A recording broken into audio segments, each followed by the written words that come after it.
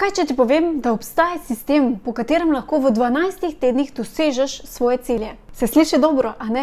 V tem videu ti predstavim zelo močno metodo, ki lahko spremeni tvoje življenje na vseh področjih, tako osebnem kot tudi poslovnem. In to le v 12 tednih. 12-tedensko leto je sistem, ki ti pomaga doseči več v 12 tednih, kot večini uspe narediti v enem letu. Vse pa se vrti okrog tega, da kreiramo občutek urgentnosti in s kratkoročnimi cilji v bistvu dosežemo tiste dolgoročne cilje. Osnovna ideja je, da se v bistvu večji cilji oziroma mogoče letni cilji razdelijo v manjše cilje oziroma korake, naprimer četrtletne, in se potem po korakih dosežejo, da dosežemo v bistvu neko dolgoročni uspeh. Verjetno se ti je že kdaj zgodilo, da si recimo za novo leto si zastavil oziroma zastavila kakšne cilje, ki jih želiš doseči v roku enega leta, a ne? Vsi smo si jih, ampak velikokrat tudi potem niso bili doseženi. Fora je v bistvu v tem, da ko planiramo takšne dolgoročne cilje, nimamo tega občutka urgentnosti in da moramo takoj stopiti v akcijo, da bomo dosegli tale cilj. In potem, ko malo čakamo, pa odlašamo, smo že skoraj pri koncu leta, ko pa je enostavno premalo časa, da bi dosegli ta naš cilj, zato popolnoma izgubimo sploh motivacijo, da bi sploh se lotili oziroma začeli. No in ravno tukaj ti lahko pomaga ta metoda 12-tedensko leto, ki sta jo razvila Brian P. Moran in Michael Lennington in jo predstavila v knjigi The 12-Week Year. Get more done in 12 weeks than others do in 12 months. Po tem sistemu v resnici planiramo posamezno četrtletje leta. Te zanima, kako poteka? V resnici je zelo preprosto, ampak zelo učinkovita metoda.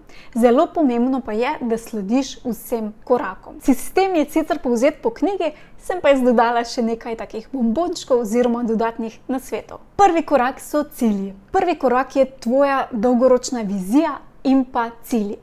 Predlagam ti, da si narediš en taki brainstorm session oziroma si vzameš nekaj časa in na list papirja ali pa na telefon zapišeš vse ideje za svoje cilje, ki jih želiš doseči. Zdaj, pri podjetnikih se velikokrat nam zgodi, da imamo zelo veliko, zmeraj dobivamo neke nove ideje.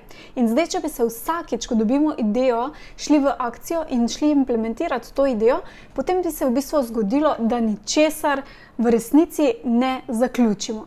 Zato je veliko bolj učinkovito, da si te ideje v bistvu zapisuješ sproti.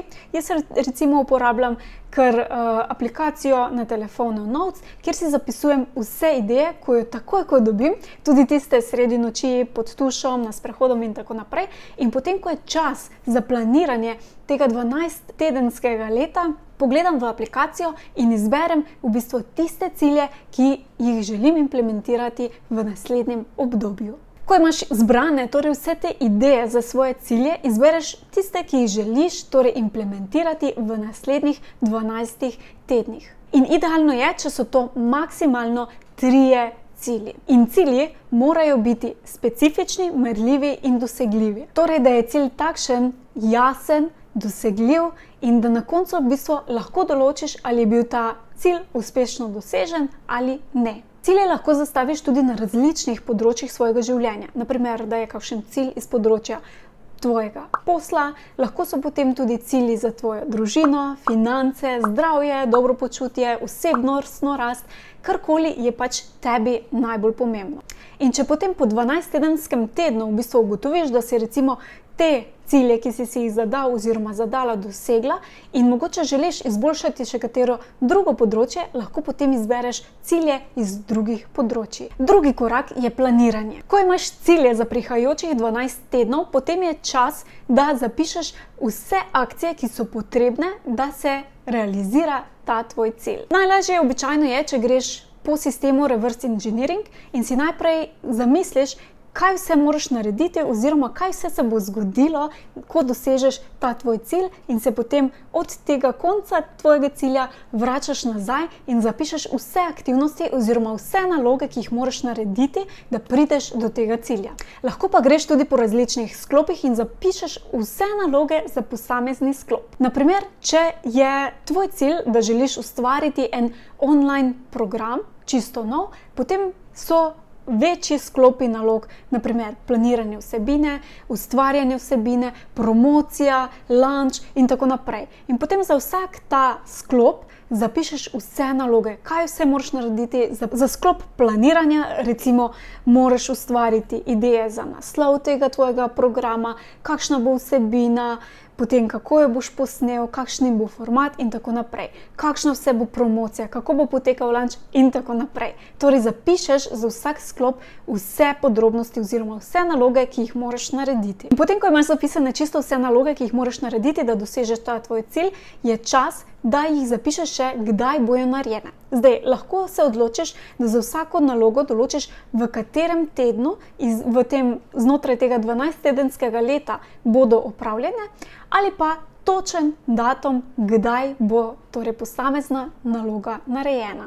Tretji korak je izvedba. Tretji korak je torej izvedba, ko vse daš še v akcijo. Za vsak teden sproti ali pa vnaprej si splaniraj, katere vse naloge morajo biti narejene in kateri dan boš katero nalogo tudi naredil oziroma naredila. Če uporabljaš koledar, potem je najbolj smiselno, da si na koledarju rezerviraš kar termine za posamezno nalogo. Zelo pomembno pa je, da na koncu tedna narediš še revizijo samega tedna. Preveri, ali je vse, kar si zadal oziroma zadala, bilo narejeno, kaj mogoče ni bilo narejeno in kaj lahko narediš, da bodo rezultati za naslednji teden boljši. Uporabiš lahko celo točkovnik in oceniš, koliko nalog od koliko je bilo narejenih, in če je bilo večina nalog narejenih ali pa mogoče vse, se lahko mogoče tudi nagradiš. In če te zanima, kako si jaz v bistvu planiram svoj prihajajoči teden, običajno si v nedeljo zjutraj, takoj zjutraj naredim eno čudovito skodelico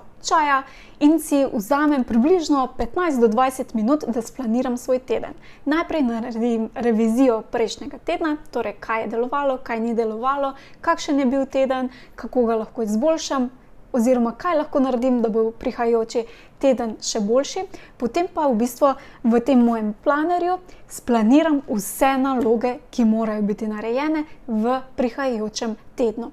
In vse to dodam tudi na koledar. To je cel sistem, ne pozabi pa praznovati tudi vseh manjših zmag oziroma napredkov, ki jih narediš pri doseganju svojih ciljev. 13. teden je potem čas za revizijo, za praznovanje in pa planiranje novega 12-tedenskega leta. Metoda 12-tedensko leto je res močan sistem, ki lahko popolnoma spremeni tvoje življenje, in tole v 12 tednih. Če ti je bil ta video všeč, potem te vabim, da klikneš subscribe in spodaj v komentar zapišeš 3 cilje, ki bodo v tvojem naslednjem 12-tedenskem letu.